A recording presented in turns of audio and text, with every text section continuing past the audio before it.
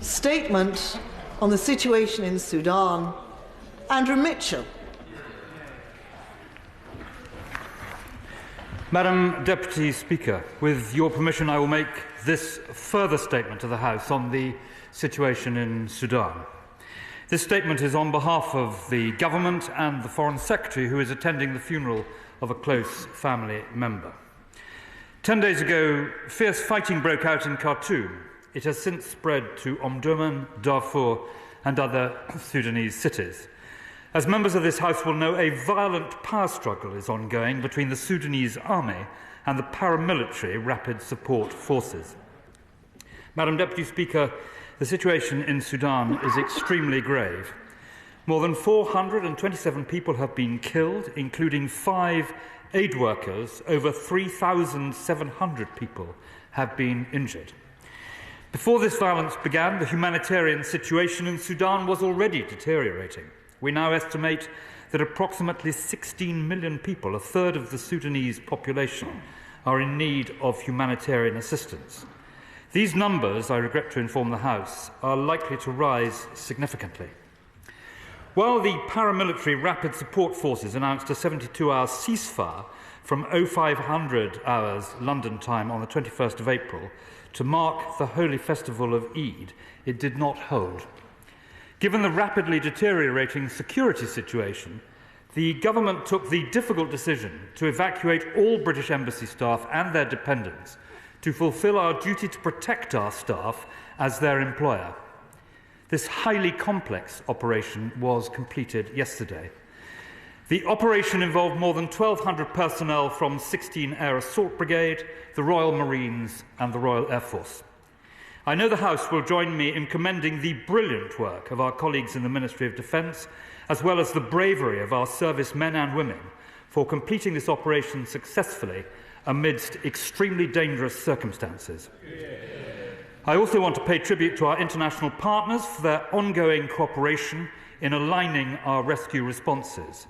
And I want to express my admiration for the work of the Crisis Centre in the Foreign Office, where over 200 officials are working 24/7 and seamlessly across government to coordinate the UK response.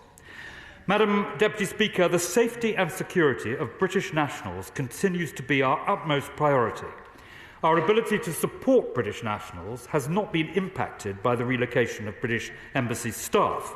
The evacuation team will continue to operate from a neighbouring country alongside the Foreign Office in London, which is working throughout the day and night to support British nationals and push for a ceasefire in Sudan.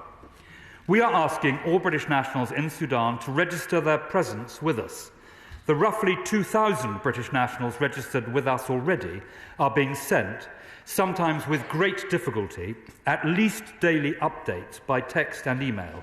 This step helps enable us to remain in contact with them whilst we find a safe passage from Sudan. Movement around the capital remains extremely dangerous, and no evacuation option comes without grave risk to life.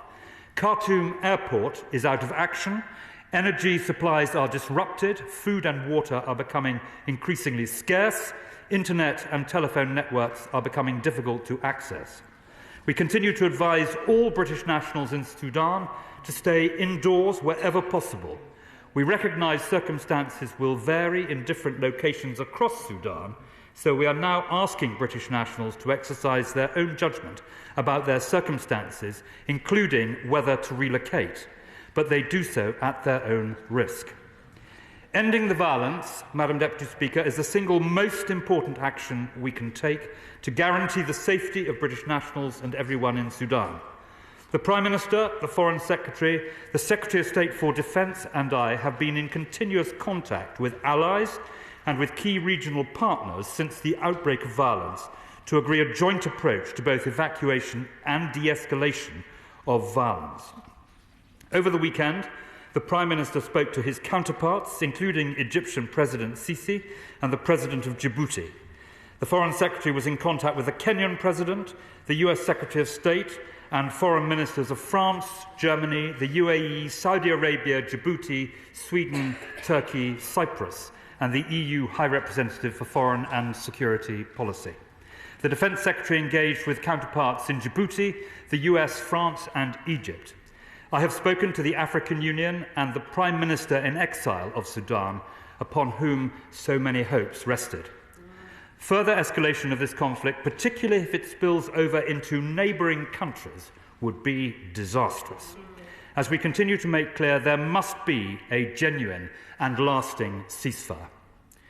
Madam Deputy Speaker, we undertake to keep the House informed as the situation develops. Today, all MPs will receive a second Dear Colleague letter from the Foreign Secretary and myself.